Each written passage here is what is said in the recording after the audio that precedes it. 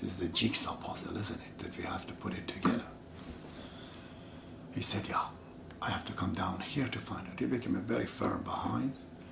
We didn't see much of him, but he was busy always going around. But I took the World Order of baha'u'llah, some answered questions, Book of Certitude, I believe 5 books. I took it all to him, not a narrative, so he can, still, I don't know what happened to him later on. But that's one of the things. And then the Indians, they said that,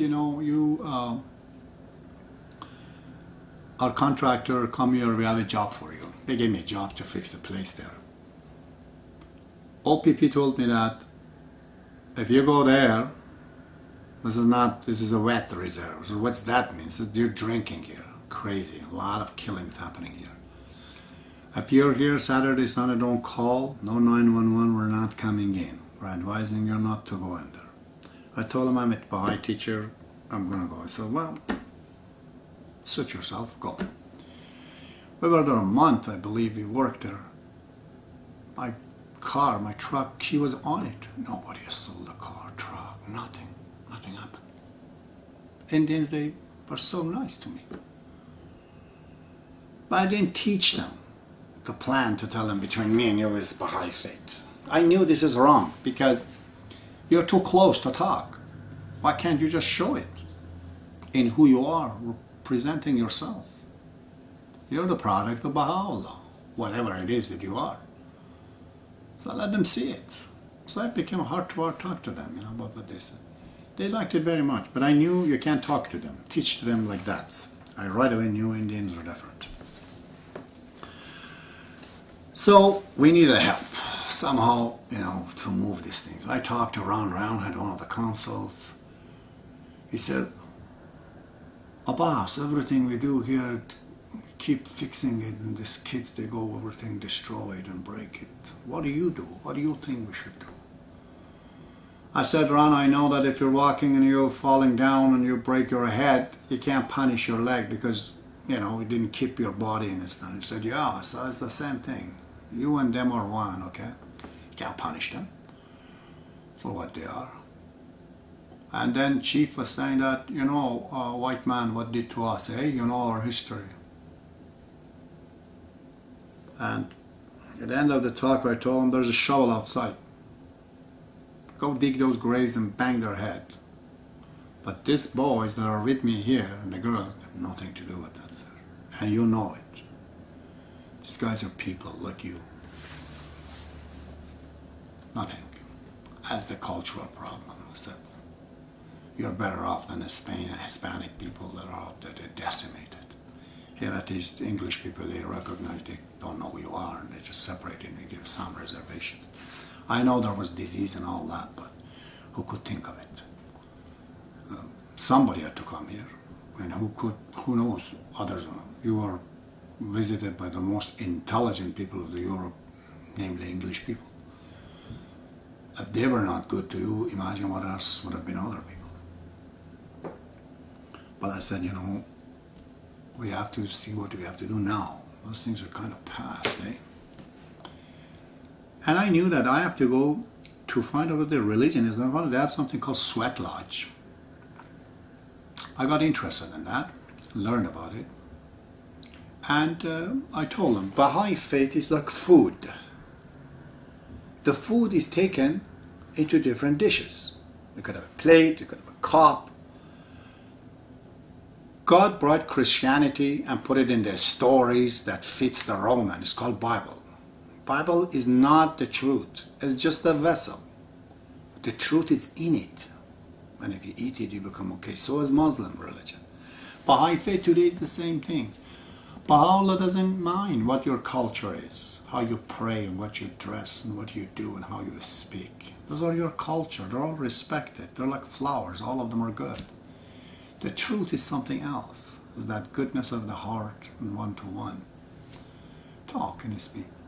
You could keep your Sweat Lodge is perfect, I said. It is your temple. So I spoke to assembly and they said there's one guy named is Alex. He's in Canora.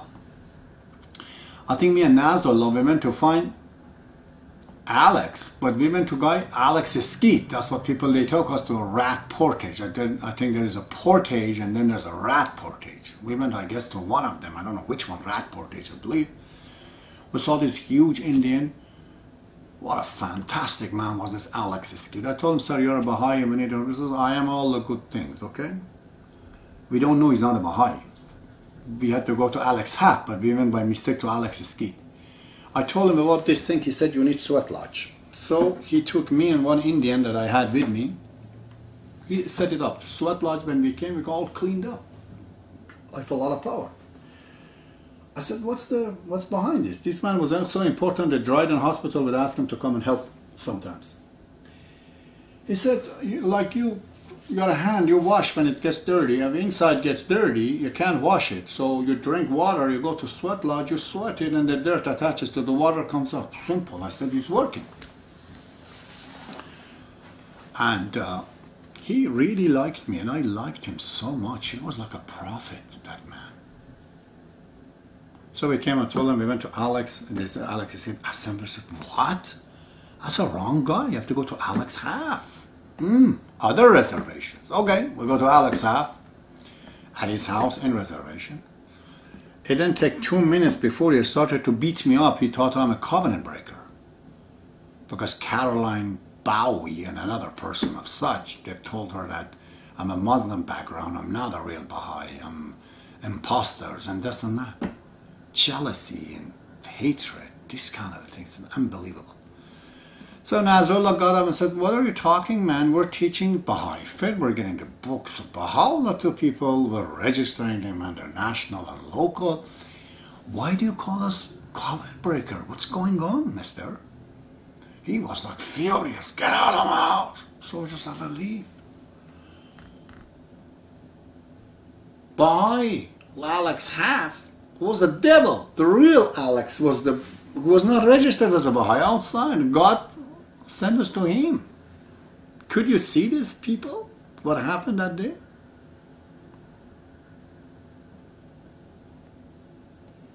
Anyways, disruption after disruption. They sent another letter that they want to excommunicate me. I don't know what other shit they said. Sorry, my English. And all as kids, I told them, listen, they said we're Baha'i because of you, we don't like these people and how they are. I said, listen, the challenge is that we have to get along with the people we don't like. To get along with the people we like is easy. Those we don't like, they're part of the system. We have to associate with them, we're forcing them in. They wouldn't budge about that. We went to Dryden, I bought a house there and tried to create an assembly there. There was an evil doctor there too. God, he just said so many things against me and my wife to the people that they were all going against us. Baha'is, yeah. So, at this point, I saw what's happening. And I knew we had a problem with the local in assembly in India, and now we have a problem with the National Assembly in Canada. What is the next stage? Universal laws of justice? And we know that's infallible. How would what happens there? So we packed up at 1992, I think 1993, the last job I did in Dryden. Me and the wife, along with Nasrullah, I think. And David Troop came and drove one of the car all the way down there. The whole thing was disrupted. So we went to British Columbia in Kelowna, BC. I don't know if I covered all the stories that I wanted to say about this matter, but I think I covered it pretty well. Most of it anyways. But just giving you an outline, how the things were. That you're pushed in groups where the people are just signing as a Baha'i and they don't act, and those who do, there's confrontation and there's no solution making. I knew there's a problem. I'll tell you how to solve this problem. I've spoken in the very first series of this one, but Later on, I had to study hard and I begged Baha'u'llah to solve the problem for me, and he did, and I found out what it is. I'll speak to you later on that. Thank you.